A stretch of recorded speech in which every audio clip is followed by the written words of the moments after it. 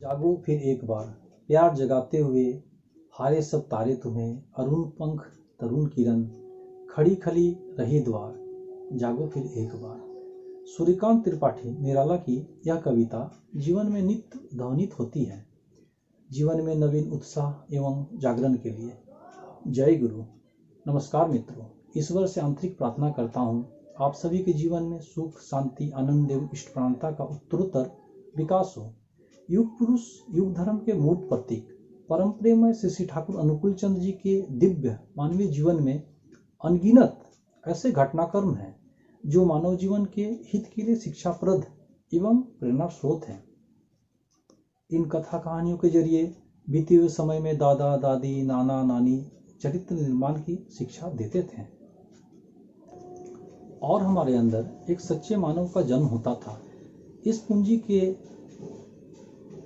को गठरी में बांधकर हम जीवन में नित्य नई जटिल समस्याओं का समाधान खोज पाते थे, जिससे समाज में शांति, भाईचारा और सौहार्द बना रहता था। मैन मेकिंग इंस्टीट्यूशन द सत्संग चैनल के जरिए परम दयाल पुरुषोत्तम श्री ठाकुर अनुकूल चंद जी के दिव्य अलौकिक देवीय जीवन की झांकी प्रस्तुत करने का नगण्य प्रयास करूंगा, जिससे मनुष्य जीवन इन प्रेरणा प्रबुद्ध कथा कहानियों के जरिए उपदेश ग्रहण कर सके और मनुष्य जीवन में इष्ट गुरु पुरुषोत्तम के महत्व को जान समझ सके कि कैसे जीवन को सुंदर, सुखमय, आनंदमय बनाया जा सके। इसी कड़ी में आज प्रस्तुत कर रहा हूँ एटा प्राइवेट कथा।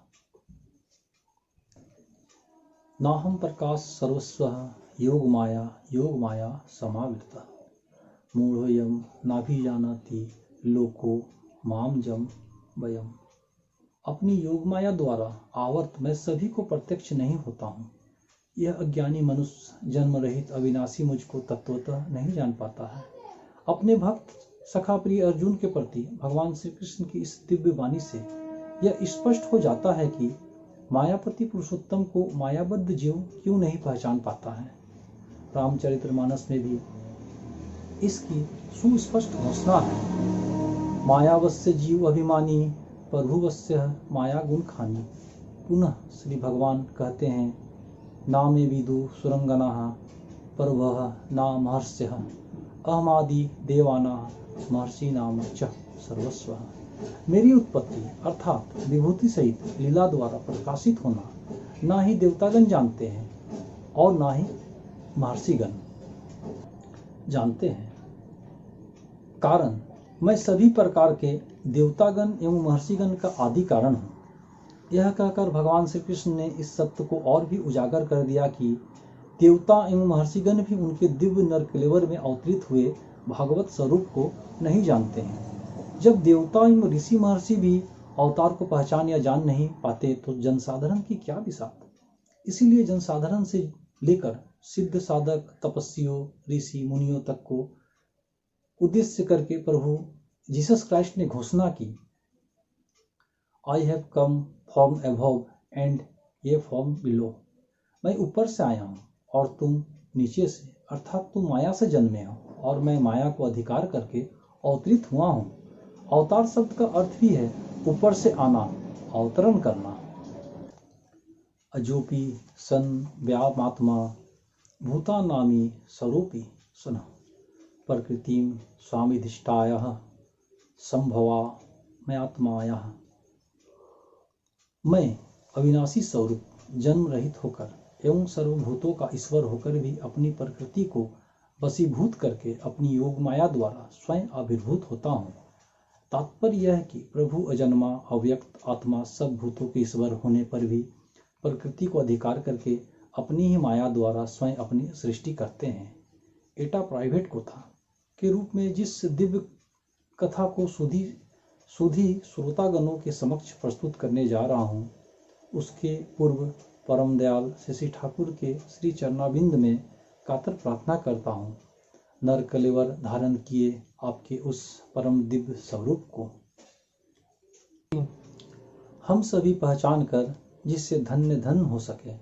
उनकी दया दृष्टि सबों पर रहे, कारण इसके बिना उनके उस परम दिव्य स्वरूप को समझना जानना अत्यंत दुष्कर है। राम कृपा बिनु सुनु खगराई, जानी न जोई राम प्रभुताई। श्री ठाकुर यति आश्रम में बैठे हैं।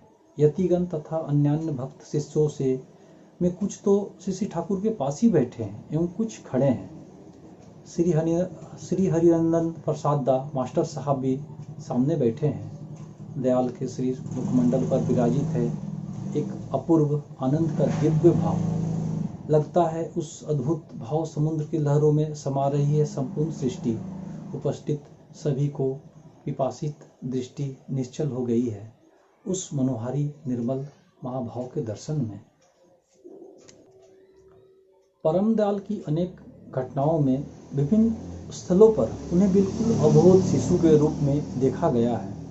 सभी के प्रिय, सभी के मनोज्ञ, सभी के अनुकूल, हृदयग्राही, सरल, अति सहज, सभी के प्राणों में समा जाने वाले, प्रभु के दिव्य संग तथा परिचर्या में निरंतर निरत शायद कोई भी भक्त, शिष्य अथवा सेवक यदा कदा बार बार अपने ही विषय में उनके श्रीमुख से सहज निश्रित उनकी एक बात को शायद कभी भूल नहीं सकेंगे।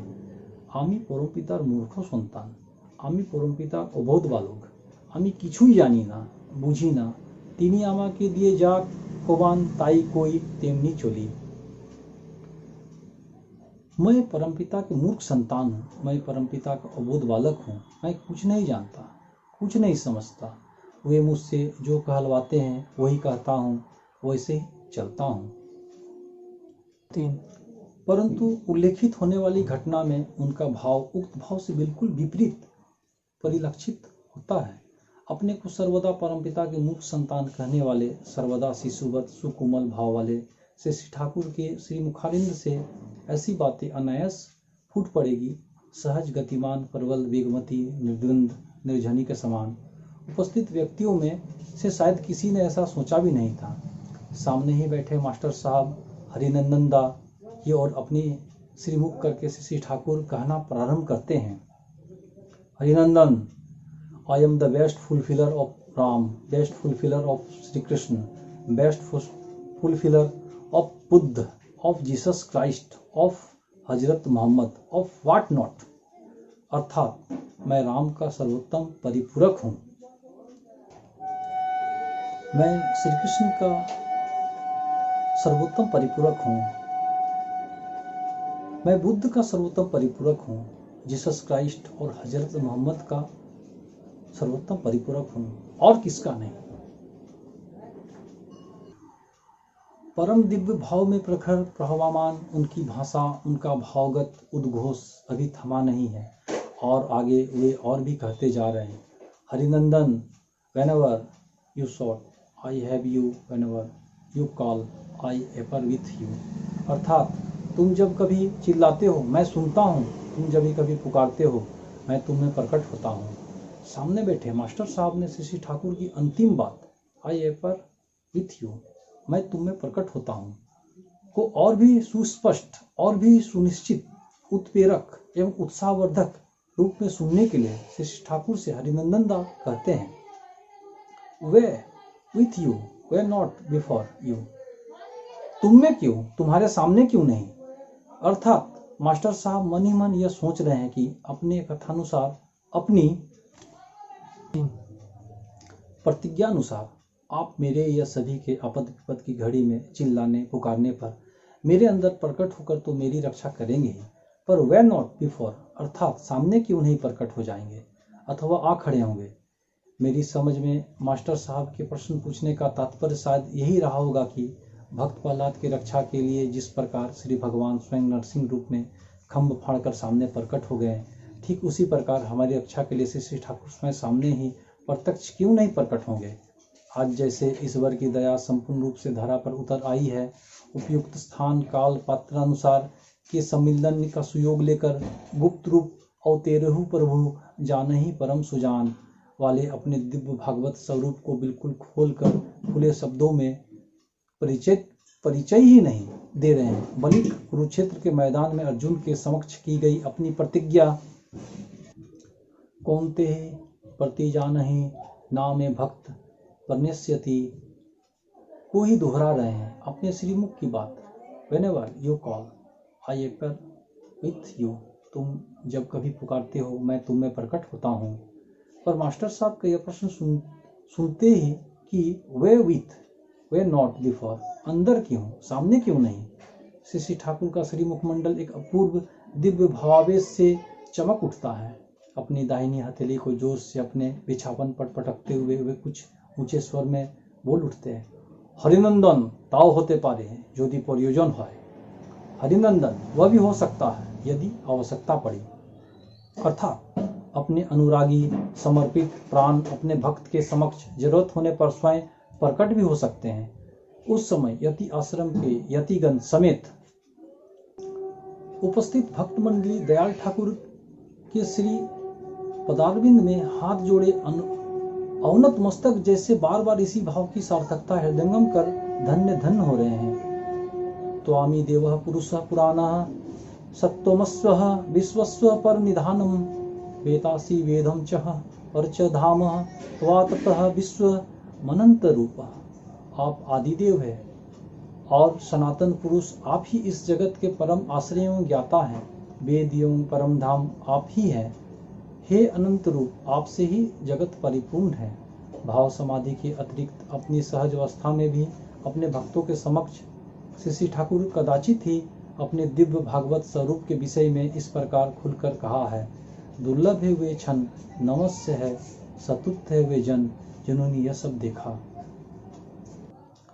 ताव होते पारे यदि प्रयोजन है, यह भी हो सकता है यदि आवश्यकता पड़ी, अर्थात प्रयोजन होने पर भक्त की दर्द भरी पुकार सुनकर मैं स्वयं सामने प्रकट हो अपने भक्त की हर तरह से रक्षा करूंगा, उसका परित्राण करूंगा। गीता में की गई वाणी की पुनरावृत्ति दयाल कर रहे हैं, परित्राणाय साधूनाम विनाशाय दुष्कृताम धर्म संस्थापनार्थाय संभवामि युगे युगे। वंदे पुरुषोत्तम। धन्यवाद मित्रों, फिर मिलते हैं अगले याजन परिक्रमा में।